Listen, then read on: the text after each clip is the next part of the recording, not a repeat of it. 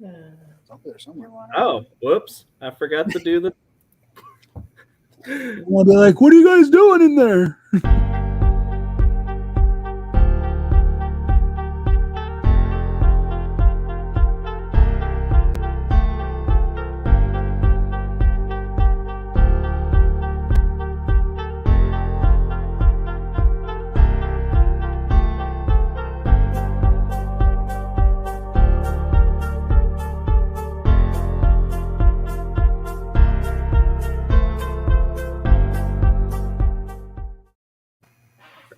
Hello, everyone. This is Michael Koff with Carla Norris, exploring our secret past.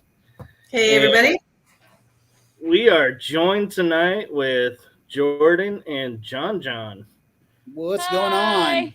Yay. Yay. So what's going on in the world of JohnJohn and Jordyn? We are pretty busy. We are staying busy from doing classes, from residential cases. A lot of people don't know either that I actually run and operate like an art gallery type of thing. So with those events, plus the wedding photography, all that other stuff. So like I'm literally pretty busy a lot. So I like to stay busy. But yeah, that's what's going on. How do you find time to do all of this and spend time with Jordyn? I drag her. I drag her everywhere. With calendar in tow. with 3 calendars in tow. Calendars upon calendars, and making sure we just have enough time to sleep in there for about 30 minutes or so. Mm-hmm. But yeah, it's doable, I guess. I mean, so Jordyn, question for you. Mm-hmm. When did you discover you were a clairvoyant, and what does it mean to you being clairvoyant? So I actually learned I was clairvoyant when I was about 8 or so. I started having like premonitive dreams. My grandparents owned like a huge chunk of property, and in the 70s they had discovered that there were some Native Americans that were buried there. They covered it up and didn't tell anybody because they didn't want the government to take their land. So when I was about 8 and I stayed down there for the summers, I started having dreams that there was like this chief, and when I would wake up, he would be like right there, and he told me where he was buried, and he's like, this is where we're at. And so one day I asked my grandma about it, and she was like, we didn't tell anybody about that. I'm like, he told me. He told me. So it was kind of weird. My family, I grew up Roman Catholic, so my family didn't talk about that stuff ever. So up until I was like an adult, we didn't talk about it.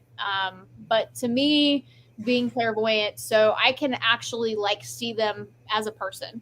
I see them full color, what they really look like. And it's kind of cool. Like I can have conversations and they'll just show up and leave. And yeah. Wow. Oh, wow.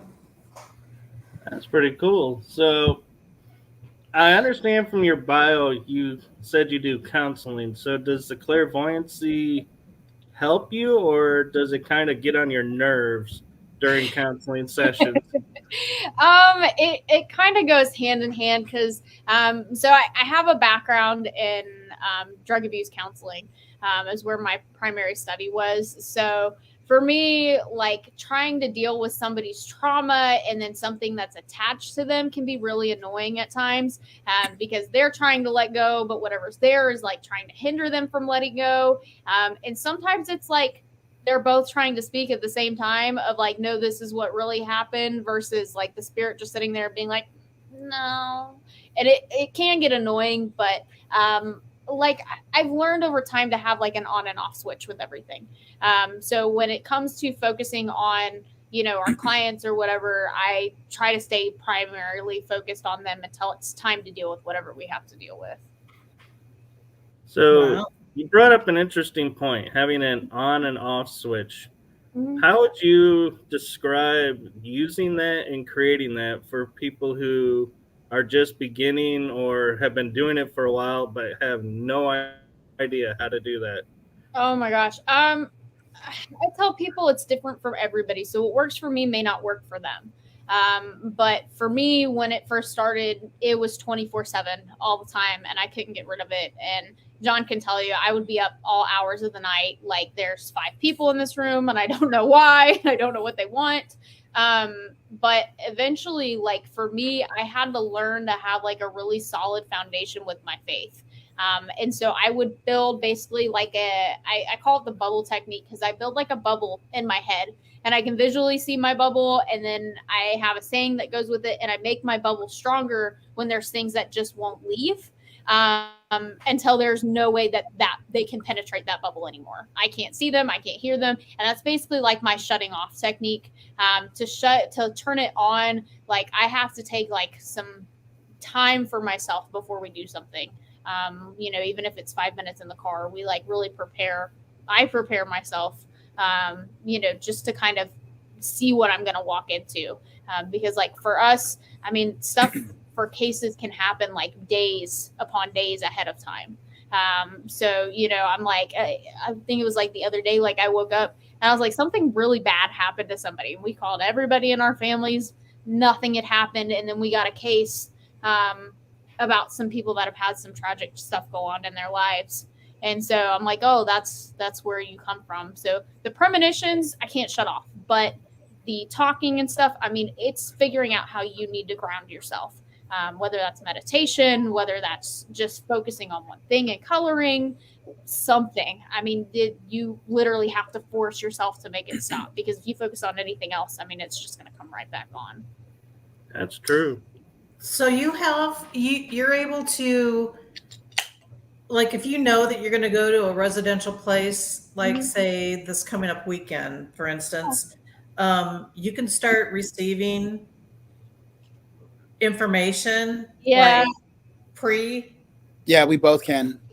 Wow. It's really crazy. I mean, there's times like when John will get some like just some weird names that have no relevance to cases and stuff. And I mean, it can be weeks ahead of time, months ahead of time. Yeah, I had a case that I had started receiving stuff literally a year in advance, and I didn't even know about it until like literally went to Wisconsin, out of all places, went to Wisconsin to deal with a case. And the stuff that I've been seeing I was literally for an entire year.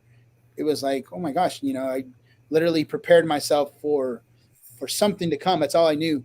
I got to be ready for something. I got to be ready for something. And something's telling me to be ready for this. So I got into the Bible more. I got into prayer more, because something was telling me, hey, you're going to need this. And then I just seen like a vision play out through, literally for a year. And then literally as I'm there in the residential, we took a break from everything, and I decided to take a walk in the mountains while it was snowing, and out of nowhere there was the path that I've seen for an entire year right there. And I'm like, shit, this is what I've seen. This is what I've been seeing this entire time. So yeah, I mean, sometimes it's taken me a year. Sometimes it'll literally be like that one vision that I had. I was just like washing my hands, and then it was like a flash, boom, and I was like, okay, what just happened? I don't know. And then literally go to the case that we had that night, and I was like, oh, that's exactly what I just seen. So, I mean, oh my gosh, it's pretty crazy, and it just comes random, very random. So how do you guys keep journals? Which one's first? Who's asking first? Well, go ahead, Carla. I was just trying to segue off that. Do you kind of jot stuff down or document just so you can say, oh, all this goes to that? Yeah, I have several books that I have either premonitions on, stuff that I worked on cases, anything and everything that just comes to me in the middle of the night while I'm in the shower. I mean, whatever I'm doing, I'm just like, okay, that's just weird, and I'll write it down, because I just learned to do that. Sure. Then I found out like things will start happening in another case or 2 cases from now. They'll show up, So I just started learning just to go ahead and put everything on paper. Fascinating. Yeah, I do the same thing. I mean, it's weird. Like, they all come at different times. And I mean, I think the most like crazy one, I literally was driving back to my office like 10 minutes away from here, and it literally looked like I had astral projected just out of myself. Like I was still driving, but like it wasn't me anymore. And I mean, it was crazy. And I mean, we went over it like 4 or 5 times just trying to figure out what had happened. But I mean, the only thing you can do is write them down and hopefully they make sense eventually. Yeah. Yeah. So since Carla answered mine, I got a new one. So you guys are talking, to each other, obviously, and sharing your visions, stories, experiences.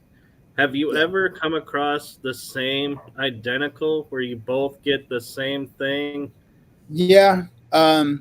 So I mean, we have a different way of doing investigations. So, but I mean, I guess our methods are a little are different than other teams. So, we go into a location and we take separate rooms. We don't even the stuff. Of course, people have to reach out to me and tell me, "Hey, there's this thing's going on in my house." But usually, there's a lot of the same stuff. It's all basic stuff. I'm hearing things, I'm feeling things, I'm seeing shadows, all that other stuff. So that's kind of like, okay, that's the basic stuff. I just tell her, "Hey." I just tell her, "Hey, we got a case tomorrow," and she's like, "What?" So like, we got a case tomorrow, and we get to the location. I say, "Okay, you're gonna start on that side of the house. I'll start on this side of the house." We both have our notebooks. We're not communicating at all. By the time that we are done, we sit with the client and we discuss about what we find. Now, the thing is, because of our abilities are almost very identical, but they're different. It's almost like what I pick up on, she's able to pick up on the same thing, but it's in like 2 different languages, so to speak.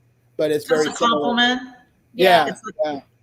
Yeah. So like we'll pick up on the same stuff, and it's like give each other high fives at the end, like yeah. So, but it's like still totally different. So yeah. So like, have you ever been driving, Jordyn, and like 3 months before an investigation get something, and then you come home and say, "JohnJohn, you'll never guess what happened," and JohnJohn's like, "I had the same experience." Not driving, but I mean, I've had dreams, and then he'll just have something random happen in the middle of the day, and it may not be like the exact same thing that we see, but it's all connected to the same event, like that we're going into. It's so funny sometimes because he's like, I had this vision, and he's just doing random stuff. He's like, I had this vision and this thing happened. And I'm like, oh, that's cool. And I'll be sitting at work, and then I have something that happens, and then we get there and I'm like, did we, he's like, yeah, this is the place. I'm like, oh, okay, that's cool. Or he'll talk on the phone to somebody about a case and I won't know anything about it. And as he's talking, I'm literally writing down all this stuff that I'm feeling. He was at a case in Mansfield one day, and he got a phone call about a case at the same time. And I was sitting in my office. I'm like, this person showed up, and this happened, and this happened, and it was a case he was actually hearing over the phone. So we have weird coincidences like that sometimes. I think it has to do with our connection to each other. More I was going to say, I don't call that a coincidence. I think you guys are in sync. She's my Lorraine.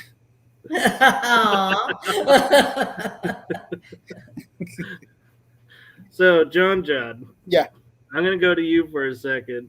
Yeah. So, you've been doing paranormal for a long time. What is years. So what's a paranormal case that's stuck in your mind that you always remember? It has to do with Wisconsin. It's always circles back to that one simply because we talked about earlier is like what came about for an entire year to get me to that point, and then for it to actually come into fruition was just like, I mean, but that's also where I also found my path in all of this, I mean, because something, like I said, for an entire year, something was telling me, hey, something's coming, be prepared. You need to read the Bible. You need to read this. You need to be well versed. You need to get your sword and the shield up. You need to get all that stuff ready. I kept on seeing this vision of me walking down a road, and then it splits off. I kept on seeing it for an entire year. And one day I just got a call from a friend, and she was like, hey, there's this guy who needs help. He's another investigator. He's got a case in Wisconsin. Can you help him? And I was like, Wisconsin? I haven't been there before. Yeah, let's go. So I was like, let's do it. So literally, we spent an entire week in that house. And that was literally like my first time ever getting grabbed by my ankle and pulled off the couch while I slept. Oh wow! That's the first time Really? I seeing my doppelganger. I mean, literally anything and everything went into that house. They had to put all the knives and anything that you could cut with inside the safe because whatever was there was telling the girls to drink gasoline, to cut themselves, to try to kill the parents. I mean, Wow. everything was in that house. And literally we did like, oh man, I think I did like 4 or 5 minor rites of exorcism on each person in the house. And it wasn't until that third day when everything was at its height, I was praying over, I believe, the mother, and she was growling and everything and fighting with me. And as soon as I was done with her, it was like there was something that was trying to get a hold of me, and I felt my body fighting it too. And I was like, nope. So I ran outside to go ground myself, and it was like at Wisconsin at this time was like full of snow, so literally up to my thighs, in snow. So when I went outside, I always have this thing with trees, so I went to go ground myself with a tree. So I found the closest one, and I put my hands on it, and I'm just trying to transfer energy, and I'm like, oh, I need to do something else. So I took off walking, and as soon as I took off walking, I went around this little area, and when I came across that area, it was the same vision, the same thing that I've been seeing all this time. It was just a straight road with the right and the left, and immediately it hit me. It was just, for me, it was saying God is telling you either you're going to work with me or you're not. This is your chance to decide right now. So I was like, okay, I'm with you. So just shrugged it all off, went back into that house, took care of everybody, faced what we needed to face, and that was the life-changing and the most, I mean, I can't even say it, but it that literally changed everything about what I do and let me to. Wow.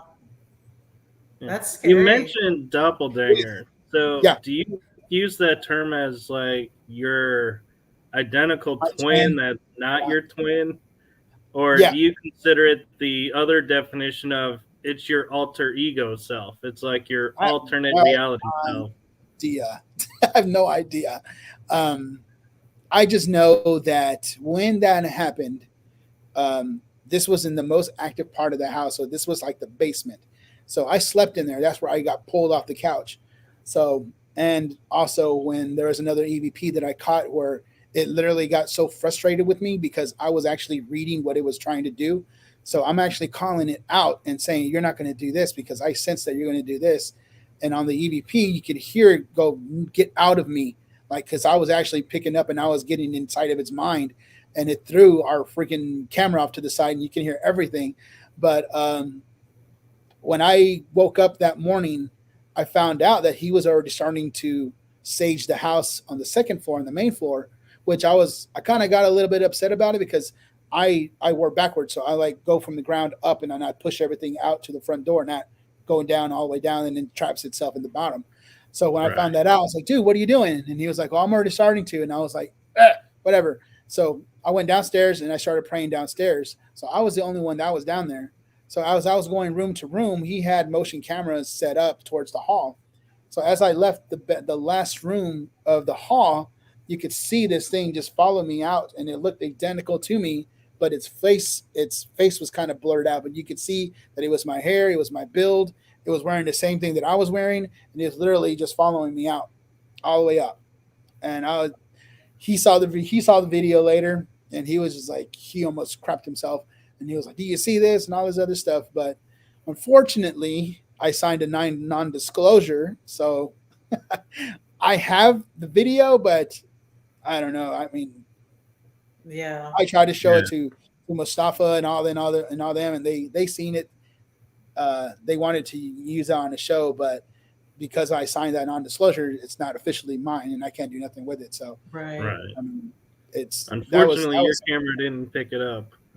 Yeah, because back then I didn't have like any of the cameras that I had then, because he just told me he had everything, so I didn't have to worry about anything. That he had all the REM pods, he had all the cameras set up, so he had all that stuff. All I just need to worry about was just the prayer part.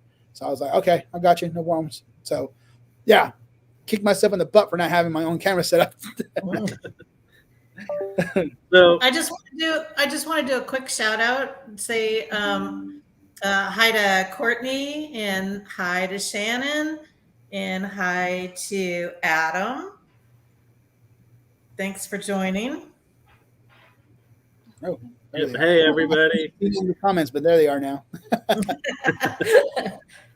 And another thing I wanted to ask you, JohnJohn, was being a professional photographer to where you're published, you've gotten awards for your photography. Yeah. Do you think that helps you, or does that make you more of a skeptic on paranormal investigations? That a lot of people hate me for these answers, but like, because I have been doing it for such a long time, and I've actually studied a lot of the black and white film. I studied how digital works. I studied how megapixels work. I studied a lot of the stuff, that you need to be in photography. I mean, you need to learn a lot of things simply because you have to deal with like using natural light versus using, LEDs versus glass lights, yellows, whites. What's the difference? Why does it make a difference? Why does this change and bend the light certain ways and all that other stuff? So for me, it's always like a little it's a little nerving, because I know, like, if you're taking a picture with your cell phone, it's hard to determine there. And then especially when you want to zoom in and zoom in and zoom in, all the megapixels will make your mind think that there's something there, but it's really the megapixels that is there. So that's why when I do a lot of the paranormal photography, that I don't use digital.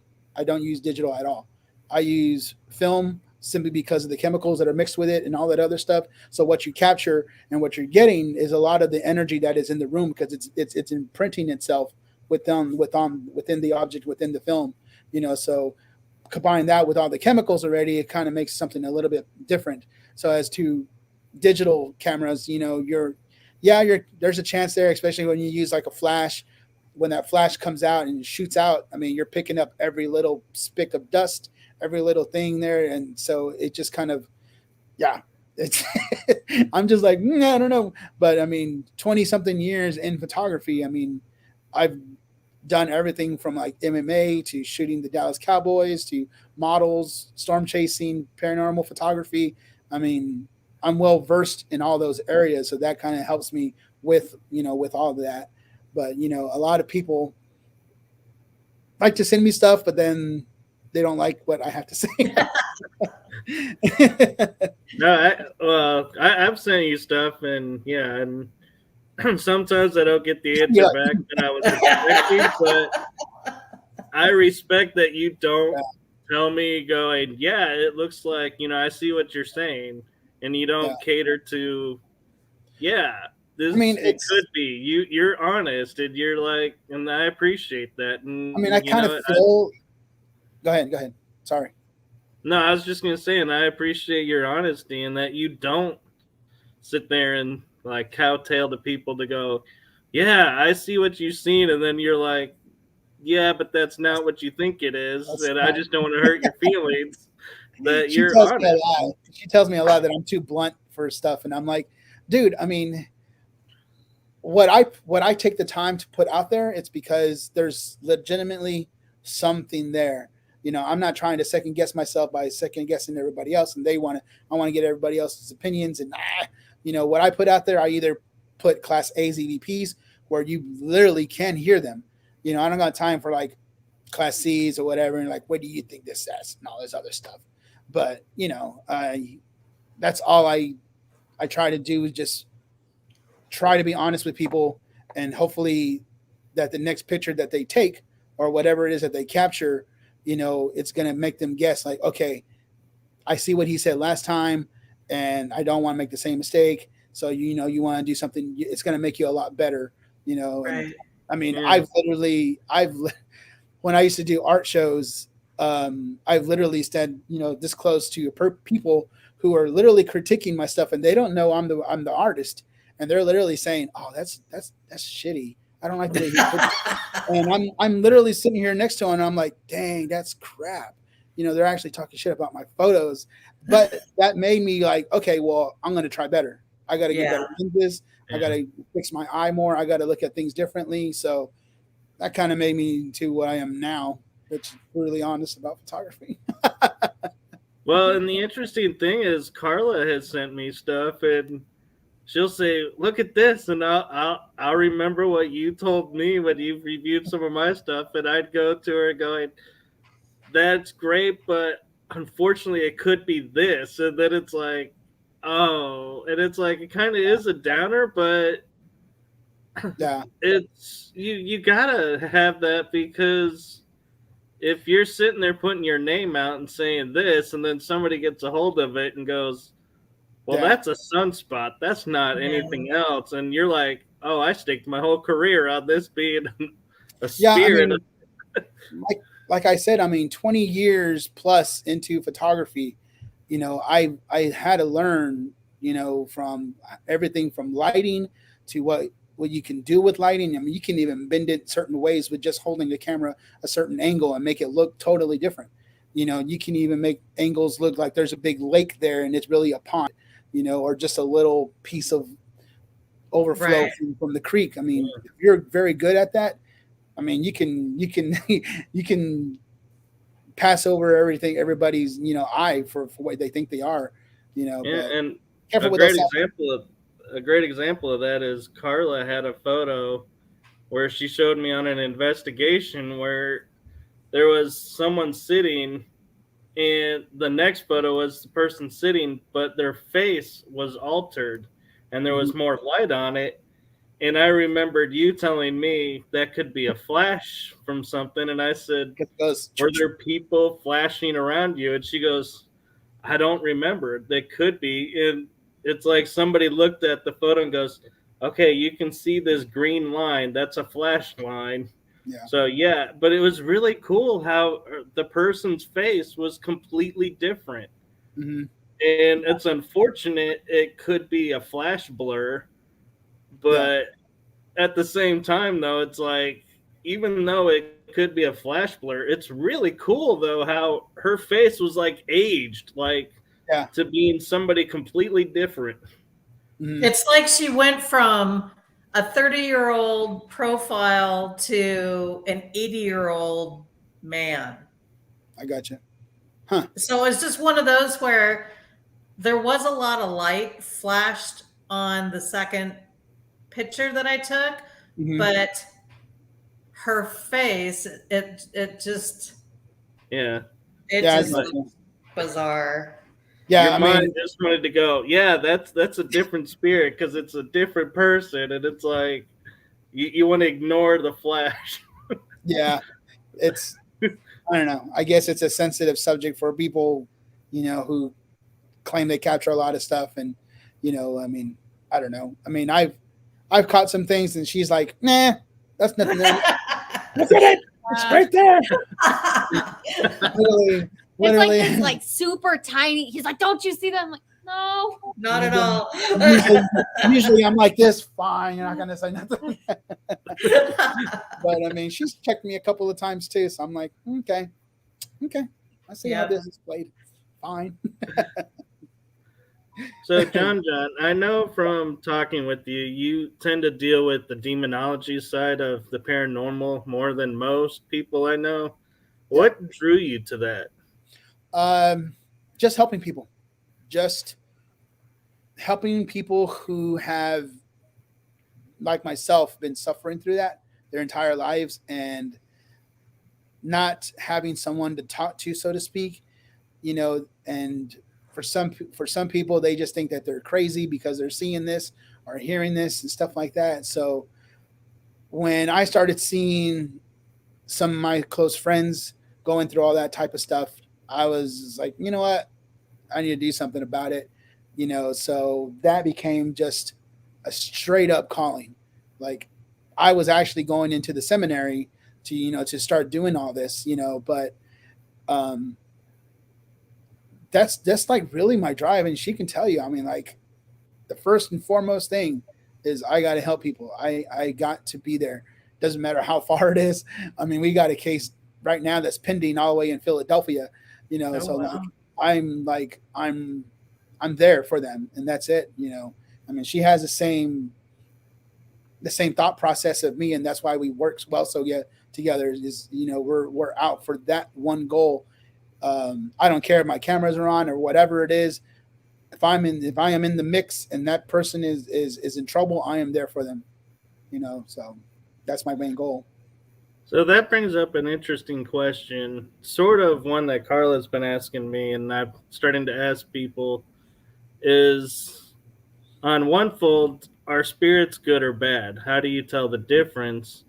And for you, because you being into the demonology side, how do you determine bad from demon? Like just a spirit that's angry to, okay, this is a whole nother level.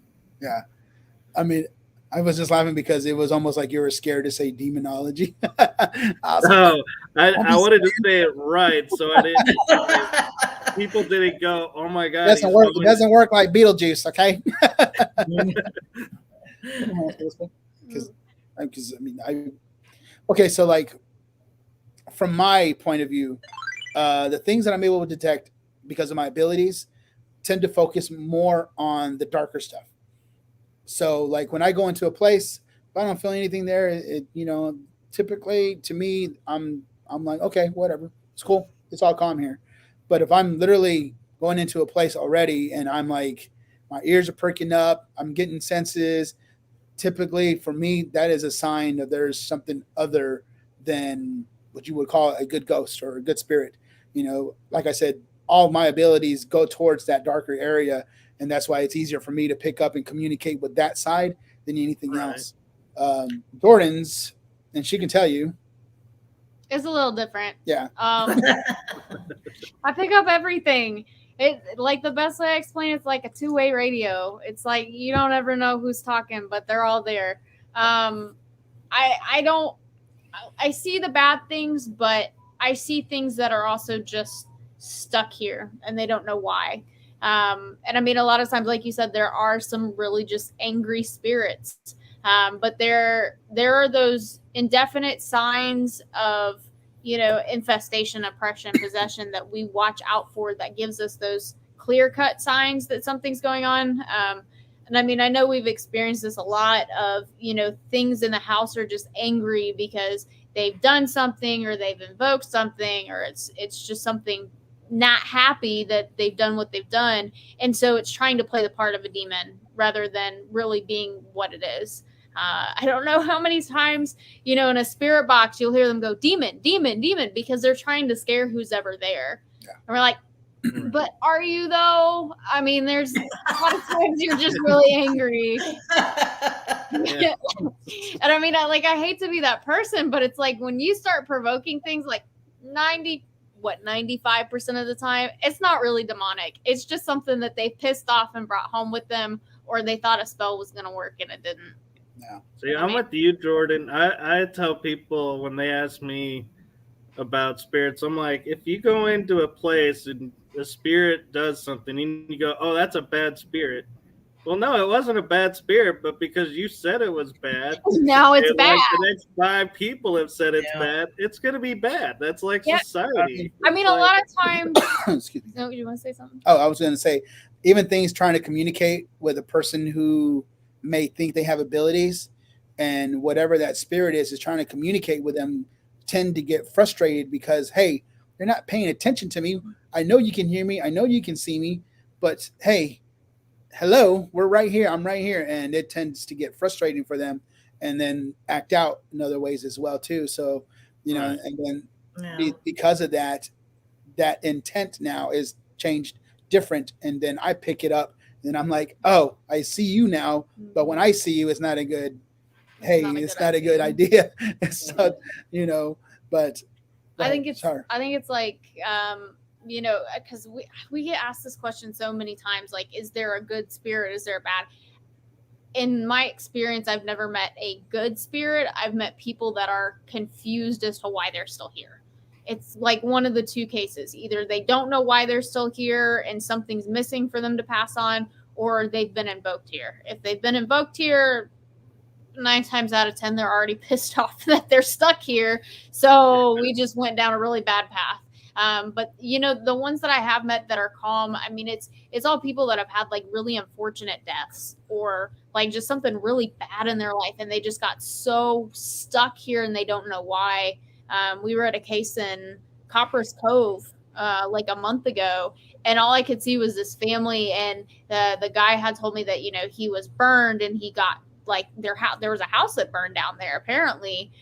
But then there was a whole bunch of people that were trying to invoke spirits, and then they all got stuck there because they didn't know why. So, I mean, it takes a toll on the spirits, and then it takes a toll on the people that have abilities in the house, and it can get nasty really quickly. So whatever Joshua Dixon said, I will take his case if you don't want it. You talking about this one? Yep. It's just sending my way. I got it. So how can people send them your way? So pretty much we're on Facebook, Dark Explorers Paranormal team. Reach out through us through there, or, you know, I don't think it's very hard to find JohnJohn Montelongo. There's not too many of us out there. He's plastered on Google, so he's plastered himself on Google. So okay. But I mean, that would be the best way through Facebook. Send us a message and see how we can help you. Email, pigeon carrier, whatever it works. We got everything. Smoke signal, whatever it is. Smoke signal. Want to shoot an arrow our way? We got a little Greek statue outside that has a little torch. So just you got to get in, we can get it. You got one of those towers that you can send signals through and get notified? Yeah, but it's like a big chicken. Back. So before we segue to your event coming up, I had an interesting question pop into my head. Mm-hmm. What advice do you have for seasoned and new paranormal investigators when they go into an investigation and find themselves face to face with what could be a demon? How can they get out before invoking it and getting, you know, attacked or anything? So for new investigators, the first sign of anything like that, for me, I would tell them to pack up and leave, simply because you don't know the extent of what it can do to them. Especially if you're a new investigator, that means you really haven't fully prepared yourself in that spiritual battle just yet. And there's a lot of things that can happen that people who don't, or are just not new who are new into it, just don't understand. You know, so when I say like these things just don't attack you, they go after your family, they go after your kids, they go after anybody that is very close to you, and they attack you that way and slowly break you down to get you to that place where they need you, just so they can just feed off your energy, get you to that place where they want you. So, I mean, for me, like I said, the new investigators, get out, tell the clients, whoever it is, that you're going to get some help, somebody who actually has been involved in these types of cases. And just because you're seasoned doesn't mean that you've been involved in residential cases like this. You know, it's two totally different beasts when you're 20 years in it, but you've only done haunted locations, compared to 20 years who's done it and dealt with people and their problems and their demons and their tragedies and their addiction, and they got all kinds of crazy things happening in their personal life. It's two totally different things, you know. So I would just find somebody who can actually help you on that and actually help the family and all that stuff.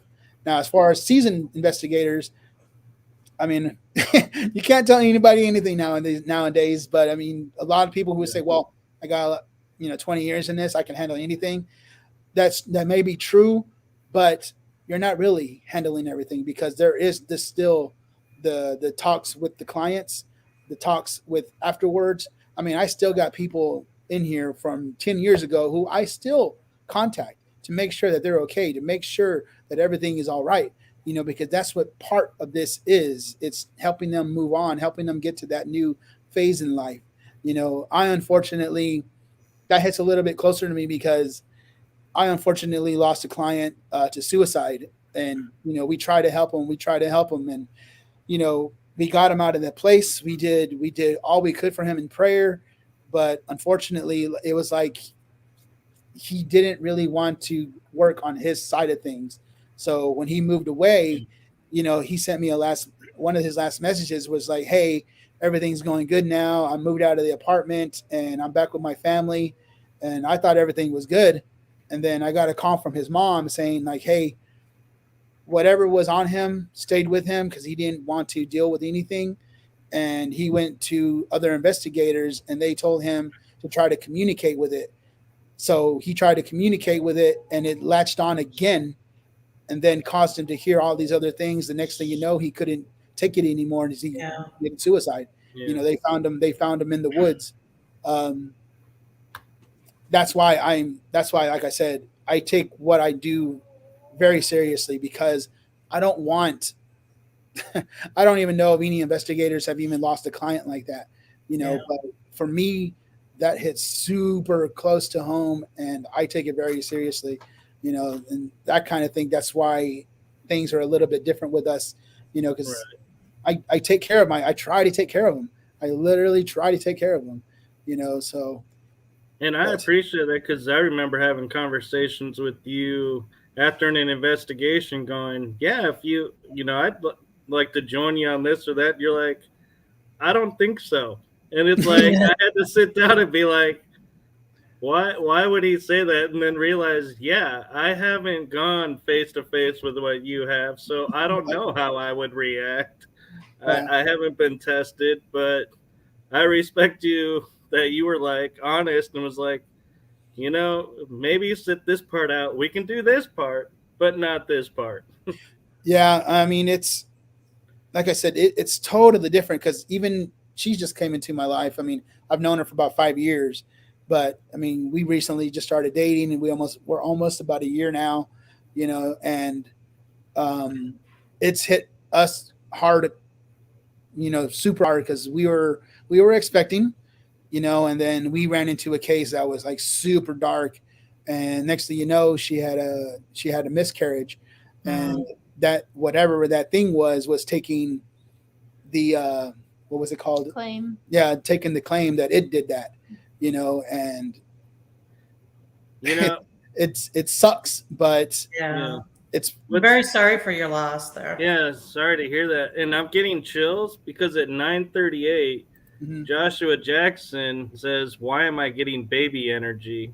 And then you just divulged that story. And it was like, I'm kind of getting chills of, wow, could he be picking up on that? We're going to keep our mouth shut on something else. No, I meant the miscarriage. I wasn't trying to get She's like, I'm out of here. But it's, I mean, I know there's a lot of teams out there who are trying to do, the good stuff and try to take these things out, but I've seen it firsthand where if you don't do it right, it's not going to go. It's definitely just like us. It's going to take a stand for what it wants and it will do that, so it can get bad. It can get bad. And I've seen it get bad, and I've literally wrestled with people, trying to hold them down, guns in my face. I mean, it's been crazy. It's been a crazy road. Yeah, thankfully I haven't had that much of that. For newer investigators, when we were talking about the difference between going into an investigation, not a residential, but just into a location, and understanding the difference between something that is truly evil versus something that's just pissed off that you're there. Like, for instance, an experience I had, at a location, I got scratched, but I didn't even know I was scratched. It was just another investigator said my arm was bleeding.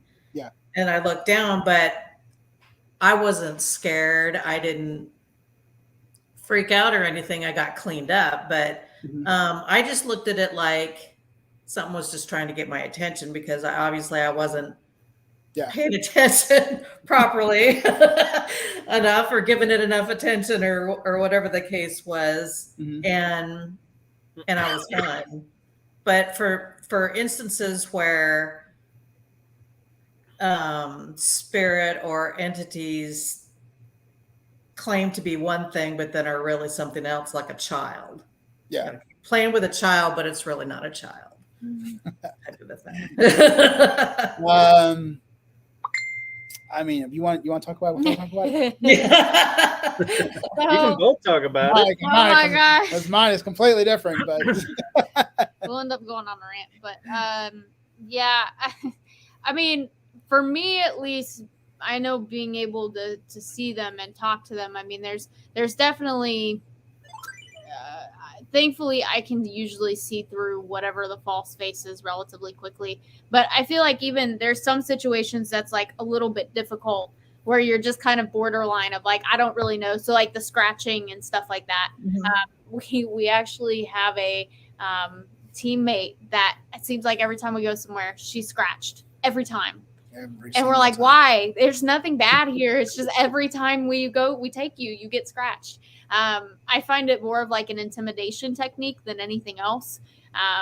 And, you know, I mean, I think that always comes into like why investigating is so important, like finding the right series of questions to ask. Because people that don't, you know, may necessarily have some gifts, but not, you know, ability to see or hear or anything, you know, finding that true line of questioning, you know, because even things that aren't evil will, you know, play with you and say, oh yes, I have wings, oh yes, I have horns, oh yes, I have this. But it's like, you know, when you get down to the bottom of it, well, where did you come from? Why are you here? What is your purpose? Things like that. You know, 9 times out of 10, you know, a spirit that is so negative will either not respond to you at all or just have very minimal to say. Right. So, I mean, you know, a spirit that's sitting there telling you, oh, well, I came from hell and I came from this. I'm like, no, you didn't. You came from the backyard. It's fine. But hey, if you've been in the backyard of Texas, you could say you've been in hell. Especially now. Oh, my gosh. I mean, I think it just depends. I know you're going to say something different, but I mean, for me, it just depends. And I feel like even us teaching our teammates how to approach things like that, I think the first thing that I always do is teach them questioning.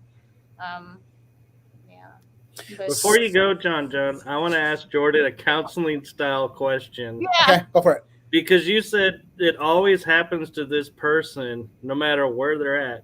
Could that be a self-fulfilling prophecy that they've set up for themselves? Absolutely. So, I mean, people that like, you know, they say it follows me, it does this with me. A lot of times they end up with like something so traumatic that's either happened to them or they witnessed or something like that, that I like to say it builds like a lighthouse. So, you know, spirits are just in total darkness and then they see this lighthouse all of a sudden because they're depressed or whatever's happening to them. And for them, it's just like an automatic, all right, I'm with you now. We're staying here. And as long as they're not doing anything to try to change how the behavior is going on, so, you know, being even more sad and distancing themselves and stuff like that, there's no reason for, you know, it to just be like, all right, I'm going to come with you to work now because we're like glue. We're stuck together. And I mean, I've seen people that have had like such extreme attachments, like it won't leave them. Like it looks like second skin almost. And when they move, the hand moves with it. And it's very creepy. But I mean, people that are just, you know, one thing bad has happened and that's pretty much it. I mean, the attachment will be all the way on the other side of the room. But I mean, for people that just have like, it seems like just such bad strings of bad luck or trauma, it's basically molded themselves to them and it has no intention of letting go. Yeah. No. All right, JohnJohn, you can Oh, go. okay. So, as long as I've been doing this, it seems like almost every serious case, I want to say about 90% have always been involved with some kind of kid spirit. And they come in like that. And I simply say this like this. It's like you wouldn't punch. And some people have told me this like a couple of times. They'll say yes, but you wouldn't punch a 5-year-old kid in the face. You know why? Because it's a kid. It's innocent. It's not going to do anything. It's a kid. So every single time, it's always like, well, my daughter is seeing this kid and all this other stuff. Then we finally get to talk to the kids, and they're like, yeah, it has red eyes and sharp teeth. I'm like, that's not telling you, like, that's not a kid. You know, a lot. I mean, and sometimes it irritates me because, you know, once somebody finds out, and it's almost like the keywords are kids, a child spirit, right away, everybody wants to bring balls and all this other stuff. And I'm like, you guys are missing that the fact that you guys are called paranormal investigators, meaning investigate why the child is there, ask the certain questions. Why is he there? Why are you pals? Why other stuff? Don't bring treats to him. See why it's there, you know? And it's like, you know, but for me, I'm just like, hey, I don't believe that because all the cases that I have been involved in have always, it started off as children and ended up in something totally different. You know, the case in Wisconsin, like I said, they were seeing child spirits, but those child spirits were telling them there's those kids to cut their parents' throat. I mean, that's not a child spirit. Right. You know, that's not your grandma scratching you and all that other stuff. I mean, just like you guys said before, you know, about she was saying how things just say over the spirit box that it's a demon. The same thing with the scratches. You know, they know the marking of the Trinity. They're going to scratch you 3 times, and automatically it's like, oh shit, there's a demon here. There's a demon. What are you going to do? You know, so like, unfortunately, you know, my name is kind of like mixed in with some good people and mixed with bad people because everybody thinks I'm just running around saying demon, demon, demon, demon, demon. And that's not true. I mean, it's almost like, hey, I don't go to hotels or anything like that. The cases that I take on are all dark cases. You know, it's not like, hey, so come and check out my house. Literally, I'll get cases from a couple of priests. I'll get cases from other people, other lead investigators who know they can't handle this type of stuff. So they're like, hey, I know the dude that will go do this, you know. And even recently, we've had a case where I think it's still going. He hasn't messaged me in a while, but this guy's literally up against another guy who his neighbor is, and pretty much that guy is a witch doctor for the cartel. And this guy has already told my client, if you bring any investigators over here, I will kill them all. And the only thing I said was like, okay, we're going. Yeah. It's like a So, line. If we don't hear from JohnJohn for a while, we'll know you went to that house. And I mean, I will literally call their bluff. I'm like, okay, I'd like to see you try. I've have enemies too, you know, because of the stuff I do, and they're like, oh yeah, I'm gonna throw a curse at you, and my spirit person is gonna come down from whatever. I'm like, you know what? Bring it. yeah, I'm like, you ain't got nothing I haven't dealt with before. You know, I don't care. I'm here for one reason and one reason only. If you call me into your house, it's because there's something going on that it's life threatening. You know. Yeah. So. Has there ever been a case where you thought you were in too deep? Like you started to question yourself a little bit and being able to successfully. Well, I mean, that's the Wisconsin case. It's literally, it's literally anything and everything went into that case because when I went into that case, I didn't know where I stood with God or anything like that, or even my faith. I was still kind of like, I don't know what direction to go to. I don't know how to do this. Am I really the type of person that can pray over someone? You know, so I still had all those questions, but literally that case happened and it was just like, boom, it literally, it changed everything. But I mean, there's been cases where I've walked out and I've said, I don't know. I don't know. This family is capable of doing what is needed to get the things out of their house, because we can go in there and just clean the plate off, but once we leave, I always tell them the rest is up to you guys. You have to protect your house, protect your family. You have to do everything necessary for you guys to start cleansing your own home. And if you don't, these things are going to come right back. Right. So I mean, it's very hard in that. But I mean, I've had a few cases. Well, I mean, I've had a few cases where like one guy stuck a gun in my face because I said there was not a demon there, and he was just like, "Yes, there is," and he went to his bedroom and got a gun and put it in my face. I walked into a house where there was literally almost every drawer in the house had some type of butcher knife, had some kind of thing in there, and I'm like, I don't know if I want to be here, because of the living. Everybody says living, they're the ones that you need to worry about. So yeah. Other than that, I mean, I tend to go head on into these things, and I'm like, I'm not scared of you. I'm not scared of you. Amazing. So Nikki Cameron from Australia has a question, twofold question for you both. Okay. She was asking, what got you into the paranormal and what got you started into the paranormal field? Oh gosh. Yeah, Kind of. I literally I believed in the paranormal, but not to the level that we do. And I went on an investigation one time because I thought somebody was cute. And then 3 weeks later, he's like, "Do you want to be on my paranormal team?" And I was like, "Oh no, okay." And then I've been stuck here ever since. So for all those single paranormal guys out there, that's how you pick up chicks. Hey, you want to be on my paranormal team? No, what really happened was he goes, "Do you want to come to this investigation and you don't have to pay, but just come hang out with me?" And I said, "Okay." And I did. And then I got a flat tire on the way home. So I should have known that was like a bad omen. I got stuck for an hour in the middle of nowhere. And then 4 days later, he's like, "I would have come helped you." I'm like, "Do you know how to change my tire?" He goes, "No, but I would have came and helped you anyways." So as for me, if you don't mind, cut it in. But I was, how do you say? I was actually literally born into this.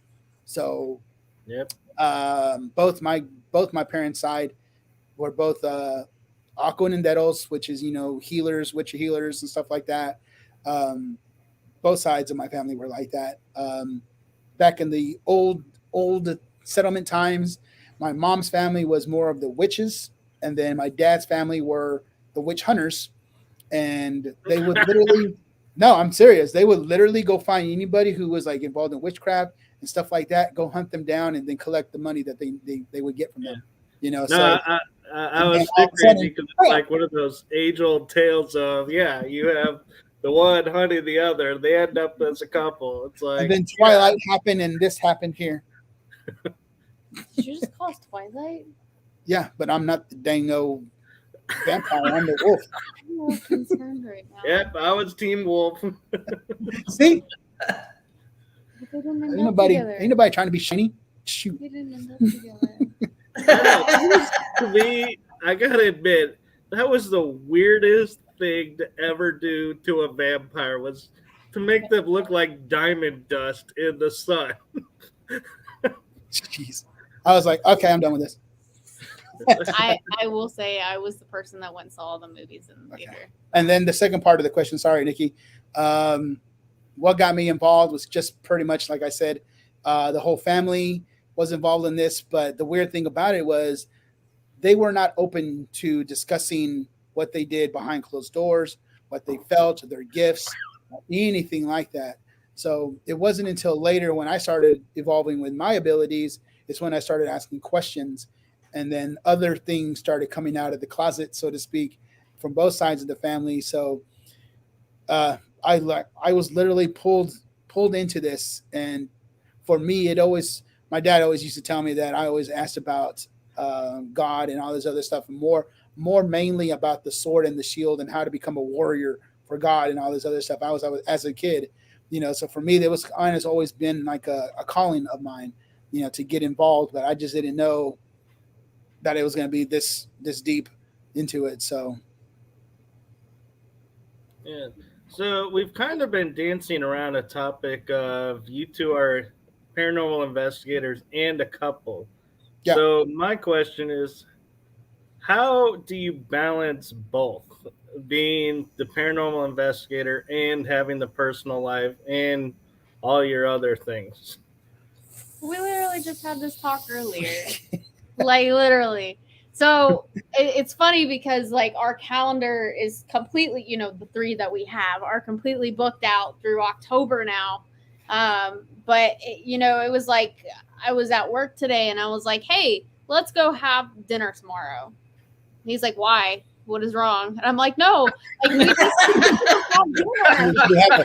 we have a case of I like your style, John. A girl asks you to dinner, and your first response is, "What did I do?" Yeah, I was like, no. What's going on? Like, we don't get to spend. Doing investigations together is one total thing, but it's like we're separated, but we're together, and the focus is not on us. And by the time we get home, if it's after like 9 o'clock, I'm asleep. So we don't really get to spend time together in the evenings.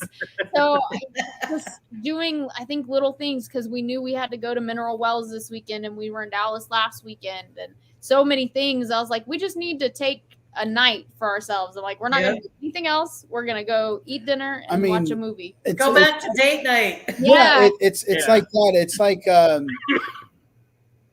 just keep dating. So like, even though we have a case in Dallas, it's like, okay, our case doesn't start until like 7. So let's go to the museum. Let's go to do this. Let's do some fun stuff. And then, go to the case, so a lot of, I don't know if a lot of people do that or not, but that's how we stay, I guess, more connected. Cause like even with Mineral Wells coming up, we got that case Friday night and then we got the lecture on Saturday. So we're like, okay, well, Sunday, let's go dig dinosaurs up over there near the Mineral Wells. Let's go do something, so we can stay involved with each other. Even here now, huh? In Glen Rose? I think there's that one, and there's like one where you dig them up. I don't even know which one, but we're gonna go find them. So that's Glen Rose. We're just gonna go see dinosaurs, dead or alive, whatever it is. We're gonna go find them. Hey, I gotta tell you, if you're in Glen Rose, sorry to segue to this, but if you're going to Dinosaur Valley, you gotta go check out that human print next to the dino print. That is like the most controversial piece of evidence you could ever find, because it's like literally in stone is a human print and a dinosaur print side by side. Yeah, that's awesome. Well, we were in Dallas. We went to go see that. What was that? The dinosaur exhibit. Whatchamacallit? Oh yeah, we went to the Perro, and then we went to the Holocaust Museum. Dude, the Holocaust Museum. It's intense, especially with somebody who is like very empathic. It's totally different when you're actually sitting in your couch and I'm a big World War II fan and all those old wars. So like being there and seeing like the tiny shoes that were in the camps and seeing the actual train that was there. It was like so overwhelming, but it literally sucked you in because of all the energy that was imprinted and all that stuff. So I gotta ask, what made you think that was a great idea for a date night? It was. We're fans of that. That we're fans of like World War II, World War I, and all that other stuff. So I get that. I'm just like going to the Holocaust Museum just does not to me scream, that's a great date idea. It we're wasn't different. Okay, we're different. I think it was just that it was interesting, and we know so much about like the story of it and everything. And I don't think we realized how hard it was going to hit us when we walked in there. Yeah. There was a point like they have an actual box car that was used, and John was like walking through it and he's like, there's no way this is real. I walked out, and from the ceiling hanging was like all of these items that people had left or they'd been taken and all this stuff. And I don't even know what he was doing, but I had just walked in and I was just bawling my eyes out. And he was like, are you okay? And I was like, no. I was pacing back and forth in and out of the box car. because I was like, why am I picking this up? Like, it's so weird. I'm like, this can't be the real boxcar. And I'm like looking for like a plate or something like that says something about it. And then I find it, and then it was actually used and it was donated. Mm-hmm. And I was like, no freaking wonder I'm picking up on this other stuff, because I really thought it was just something that they just made just for show. But I didn't think it was that. But I was like, oh crap. I couldn't imagine walking through that, or even letting people walk through that. It's like, to me, I was like, that's something belongs behind the glass. Yeah. I mean, our date nights too. I mean, we're pretty ridiculous. Sometimes we go to find bones and stuff like that, or go to antique shops, or just, I don't know. We do some random stuff. I don't know, but we just find something to. I think no matter where we go, we find something to do. Like if we know we have a case far away, he's like, I think there's antique shops here, and we'll look it up and see if there is. That's awesome. I mean, it's just one of those things. But I mean, I think everywhere we go, like if I find bones or anything, like I have a little collection, and I just put it in the bag, and I'm like, it's coming home with us. I'm sorry. Yeah. Also, we're always looking for like odd books about religion and stuff like that. Just to find other people's point of views on how it is with them and how they think religion is. And I mean, we have a large collection behind us, simply because, we're dealing with a lot of the stuff that we have to deal with. We have to research as well. So, and I told her yesterday, I have to do a lot better just reading what we have, because we have a lot of stuff. So she's teaching me Latin right now too. So I'm doing that, plus trying to read, trying to write a book, trying to get all the other stuff off the ground. So I'm like, okay, well, we'll take this one step at a time. Kudos to you trying to teach him Latin. It's not. I mean, he gets part of it because of the Spanish and stuff, but there's like sometimes we will spend 5 minutes on one word, and I'm like, how do you still not get? I'm like, all right, and then we put it together, and then it finally it'll click. But sometimes my brain is trying to be Tex-Mex over here. He's like, I watched a video. I'm like, that's not the same. It's not the same. Like, how come there's no dango in there? Like, there's supposed to be a dango word. See, and the funny thing is how do we even know we're pronouncing it right, because it's not spoken? So it was actually taught in my high school. Really? We learned Latin and Greek and French. So it was required all 4 years for us to take Latin, because we were a college preparatory school. And since Latin is the root of all languages, it only made sense to learn Latin if you're going into like a doctorate or anything like that, because the foundation words are all the same. So I took it for 4.5 years almost. I did AP classes. I took Greek 1 year. I did a lot, but I was like, I'm never going to use this. And then I met him, and he's like, you speak that. I'm like, So she's Sam and I'm Dean. Okay. So there you go. In the doors, and they're like, let's do this. Which actually segues to a question that I think it's on a lot of people's minds. Yeah. What paranormal equipment do you use, and why? I don't use any. That's it. No, All right, next question. No, so for okay, let's just say for public tours, when we do our public tours, we use anything and everything, because we want people to be interactive with it, and they like things that shine and light up and all this other stuff.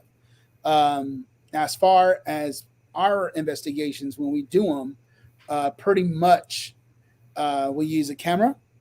And we use a video, not video, but a video. I keep saying video, a voice recorder. he'll get there. Because it starts with a V. Yeah, it starts with a V. And pretty much that's about it. And plus, the reason why we use those things is simply because with the abilities that we have, we want to tell the story of the client, showing to them that we're not trying to dig through their stuff to gain any type of evidence to say that, oh yeah, you're doing drugs because we found this and I put it on my paper. We want everything to be authentic. So the camera is on us, voice recorders on us, so they know that we're just sitting and just writing whatever's coming to us.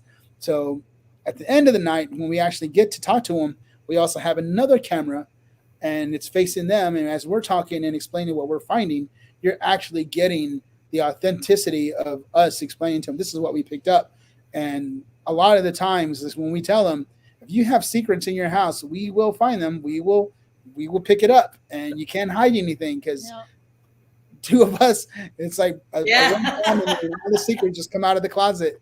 And I'm like, sorry, I didn't mean to find that in the house, but it's in here, and it could be anything from crying in the closet to a secret drug addiction to people not ready to come out about their sexuality. I mean, it's a lot. We like to stir the pot. So it's pretty crazy. Or is it Jordyn that the pot likes to stir you? I mean, maybe. I'm like, I don't know. I just heard this. Don't tell me, tell them. And then they're like, I do cry in the closet. I'm like, I know, I heard it. It's bad. Please stop. But other than that, we use a little bit of everything, and it really depends on how the night is going. So if the house is very active and I need to get some solid evidence, I will use like the REM pods, K2 meters, anything like that, so we can get some solid things going in and out of there.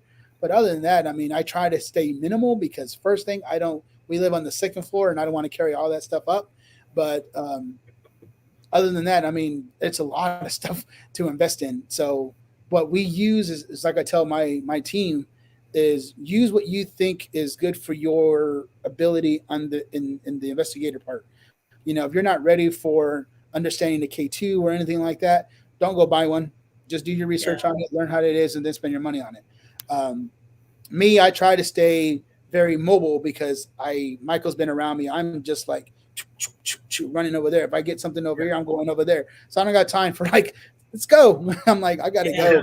And I have everything in my little man bag. It's a man bag, okay? Everything in my little man bag. I take off and I'll go do my thing, but I try to stay as minimal as possible on equipment. But yeah, that's pretty much it. Yeah. So that's a good segue to, let me pull this up. What you got for us? The darkness. The promo. So what is yours and Jordyn's goal for this event? What do you want people to get out of it? To talk about spooky things, of course. Spookiness. No, so like for this one, I want to try to educate some people on the darker side of the paranormal, meaning the stuff that we just shared, all the stories of what the world. Okay. Well, anyways, getting me distracted here with shiny things. Sorry. but I'm trying to get people to recognize that there is a darker side to this stuff. Even if it's just a hobbyist or just like going to popular locations, there's always something dark there that happened. So trying to educate those people on, hey, this is what happens when you get an attachment. This is what happens when things are trying to come into your house. Try to get them to see the signatures of the darker stuff so that way they can see it. They know what it is. And also just trying to educate. So who I'm bringing along, like Daniel, who's messaging down there, he's worked with me on a couple of cases as well. And he's seen firsthand of what things can do. Also, Father Ruben Lopez, he's an exorcist priest as well, and he's been doing it for a while. So he has a different point of view on things as well. And then Reverend Robert Martin as well. He's been doing these. Him and Ruben have been working together for a very long time. And they brought me in as part of their little clique, so to speak. So we go around the state of Texas taking care of these dark cases. Whenever one can't show up, one is there, and the other two can't be there, one is there. So, we're constantly doing cases upon cases. But the darkness lecture or the event is pretty much talking about like, hey, just because we do this type of stuff, we also get payback from things. Like we do go home with attachments. We do go home with other things that can hurt us and stuff like that too. So, I mean, it's just trying to educate that people on that side that hardly anybody wants to talk about. And it's very rare that you would find somebody who is like, okay, I really want to know that side, because everybody's just like, nope, not me. I ain't trying to go there. So just put the word out there and take off. Yeah, and I I'm kind of getting the feeling you're not talking darkness like it's going to be at Fort Wolters and Mineral Wells, and it was a German POW camp. That's Mhm. not the darkness you're talking about, the dark side. No, I mean the stuff that we'll be talking about is just what it can do to investigators, what it can do to your family, what just all the downsides to what you could encounter. Even in an unsuspecting place, that may think that there's something crazy there. Even if it's a human spirit, and you finally be able to, you're actually communicating with it, and it decides, hey, I want to go home with you. All right, there's an attachment. It's a different level of an attachment, but it's still something that wants to go with you. And then, if you have a child in your home or something like that, it wants to play with it, and things get a little bit out of hand. So I'm just trying to educate everybody into that area of the paranormal, so to speak. Right. Is there going to be any investigation time with Yeah. this? So from what I understand, we're going to have about an hour to speak. And then from there, we're going to do an investigation of Fort Wolters, in the PX building, and I think in the bank house as well, and just go on for the night. And then we're going to break off and come back to the main area. And then we're going to do a small Q&A again. And then from there, I think it should be by 1 o'clock, I guess, and we'll end by then.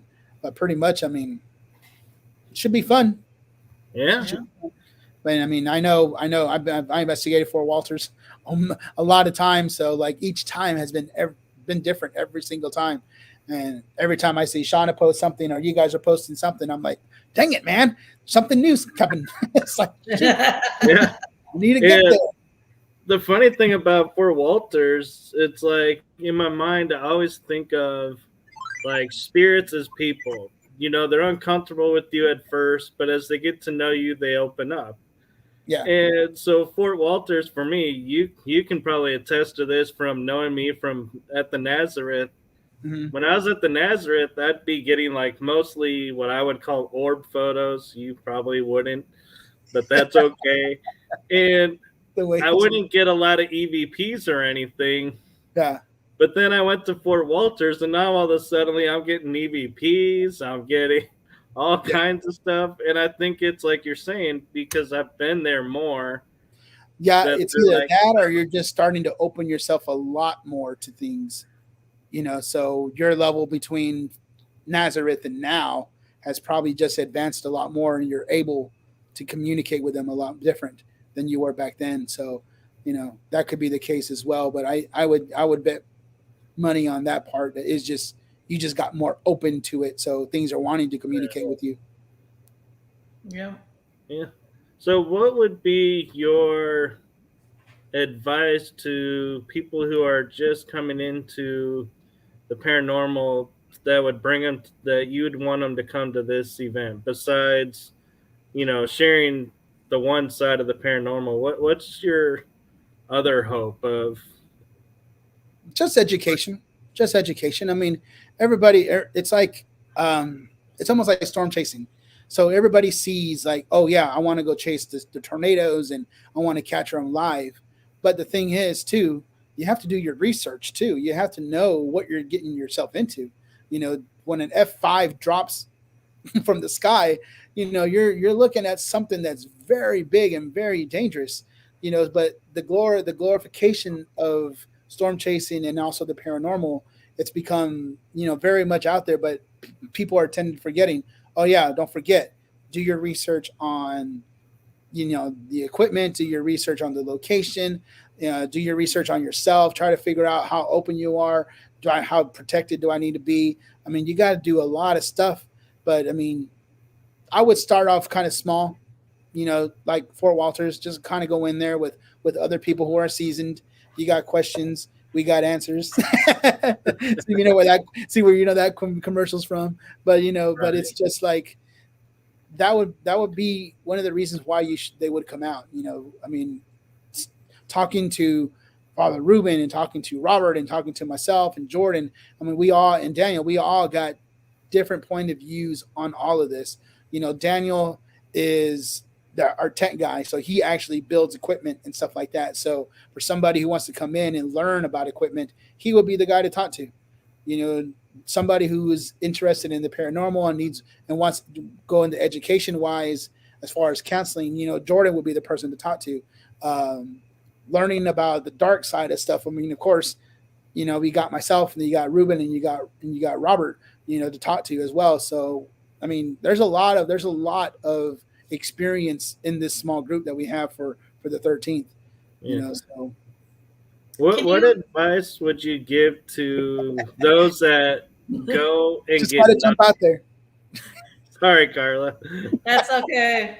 I'll give you the next one, but I was just kind of curious. What advice do you give to those that leave feeling like nothing happened? They don't have anything. Man, don't have any evidence at all, or just walk away with nothing. Just it's like they went through the night and felt like nothing happened. They filmed, but they didn't really see anything live during. That will really depend on how passionate they are about the field. You know, most people will just say, okay, well, I'll try again. We got another location coming up. Or they'll talk to themselves and just kind of wonder about, okay, what do I need to work on as an investigator? What can I do? Who can I talk to? What type of equipment am I using compared to the other guys? I mean, there's a lot of things there, but the thing is, you actually have to talk to these people who are there, you know, so that way you get educated and know what's going on. Even, you know, even myself, I mean, I've literally gone into a house and didn't get nothing on EVPs, on camera, or nothing, but the energy that was there says completely different. You know, these things can hide, these things know how to manipulate electricity, cameras, audio equipment. I mean, they know how to do all that stuff.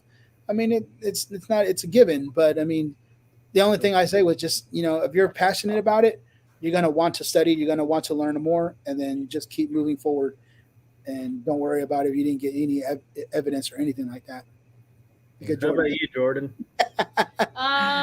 She's like this. No, I mean, I completely agree with them. I mean, we've worked with investigators. We've even had people on our team previously that, I mean, we went somewhere and one night we caught so much evidence, and they were split off in a different section of these houses that we were investigating, and they're like, we didn't catch anything.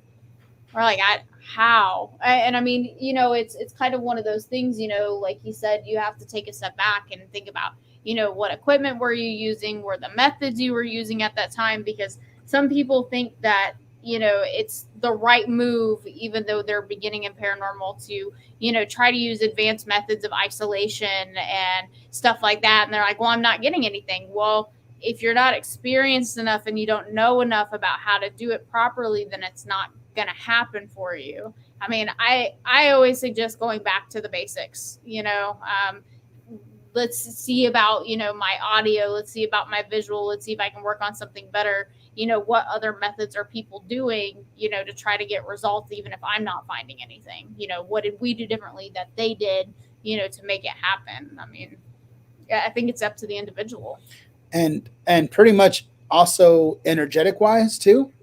Like if you're just a big block and you're not letting anything communicate with you. I mean, there are some people who are just don't even know that they're that.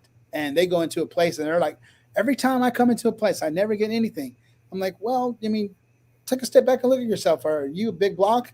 Or are you trying to actually say, hey, I'm here to communicate with, let me in, talk to the spirits. I mean, do all that stuff. But if you come in hardcore like Rambo and be like, nothing's going to do nothing, that's this and this and that, you're not going to get nowhere. Rambo goes. Okay, Carla. Well, Dang. all Michael, I was going to say Michael, is the promo that was up there. Is there a way that you can either share the link for people to read more about the event and how to book? So pretty much that event is like plastered all over, I think, Fort Wolters, paranormal. I think it's like Fort Wolters paranormal page, if I'm not mistaken. Yep. Also, Shauna has been sharing it. The Dark Explorers Paranormal team, Facebook has been sharing it. My personal page has been sharing it. So I believe, oh my gosh, don't want to say that wrong, but I think you have to message Shauna or send her a text message, and that's how you pay It's for on your the tickets. flyer. Yeah, so Okay. everything is on the flyer, but Yeah, I just wanted for the people that might not know to know where to go find it to book if they would like. yeah, we've been sharing it like crazy. So I'm like Perfect. everywhere. But yeah, I mean, Fort Walters Paranormal page would be the place to go check it out. Right on.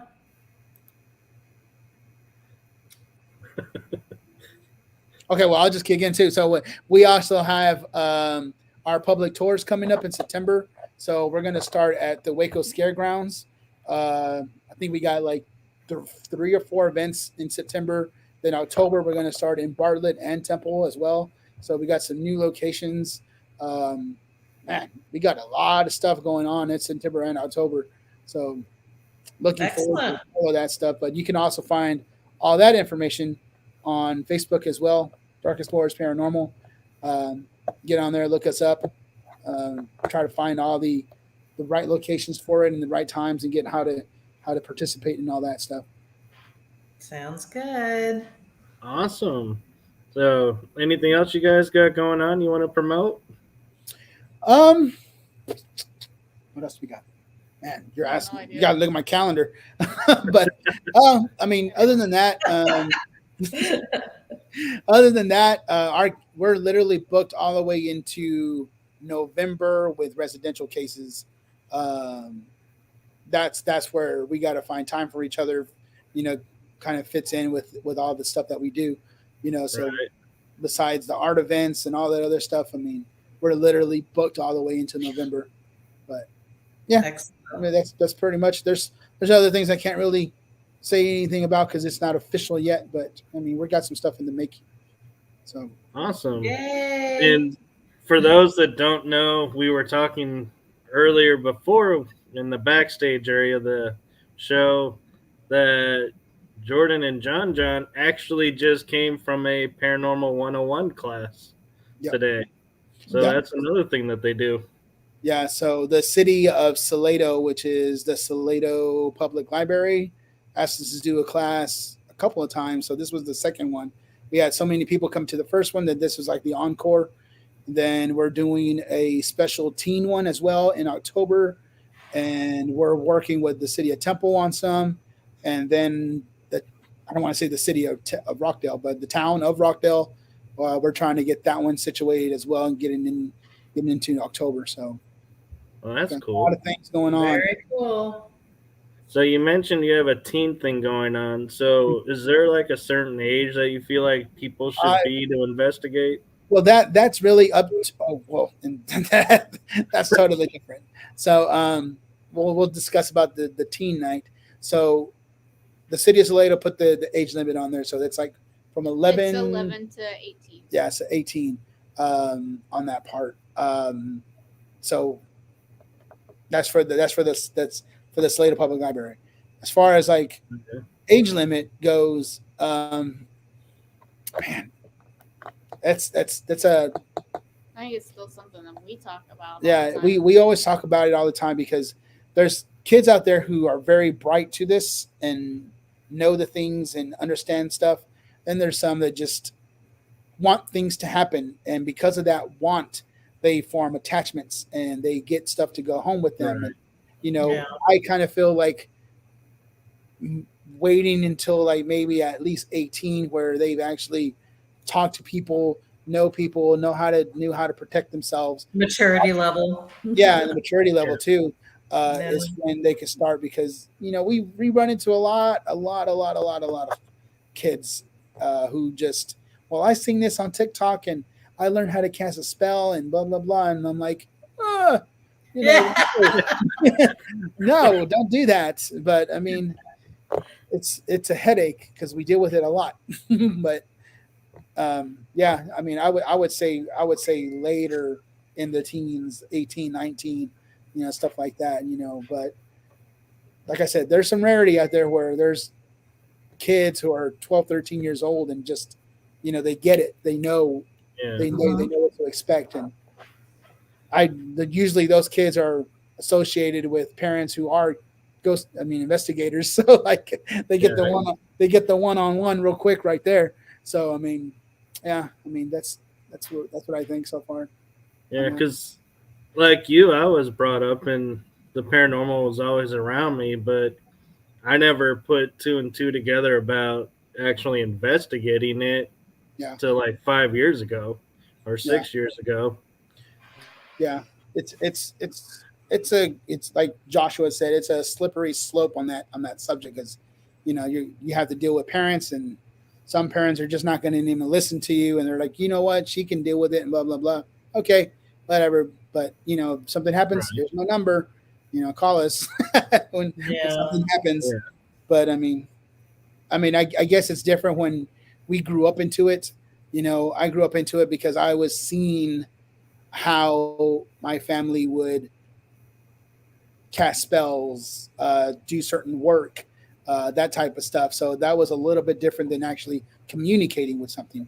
The communication was always there, but I thought I was going crazy if my name was getting called on the other side of the hallway, or seeing something just run past me. That was just like, whoa, what's going on here? So was that the magical bell? No, one of my dogs woke up from a nap and was shaking himself out. I was like, is Santa Claus home?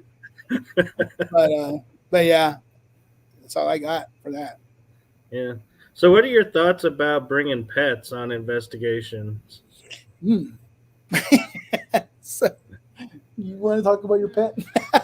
So I do think it is good because they can sense stuff, but it really depends if they can handle it, because most dogs and cats will either go on the offensive and start barking, start growling, so that kind of kills what we're trying to do, right. But if a pet has been around you for a while and kind of understands, it'd be beneficial to it. I did the mistake of, like, when stuff was going on in our apartment here, and she has a dog named Lilo, and I was like, you know what, dog? I'm gonna make you a protector of this house. So I went over there, put sign of the cross on his forehead, and I said a prayer to open up its senses more. It totally backfired, because now she is like super scared of everything. Like she when I feel it, or we feel it, she feels it too, and she just like curls in a big ball inside of her little cage and just like stays there. So I'm like, dang it, I didn't mean to do that. I thought you were gonna be like a super dog and protect us. So my bad. Be in therapy for years. Yeah. So did Jordyn make you undo it? No. Yeah. Undo it. It's like she got a deal now that she gets Taco Bell for the rest of her life. So, oh well. Oh, that's not a bad deal. It's not. All right. Well, we appreciate you taking the time and chatting with us. And I know I'll be seeing you on Saturday night at the event. Cool.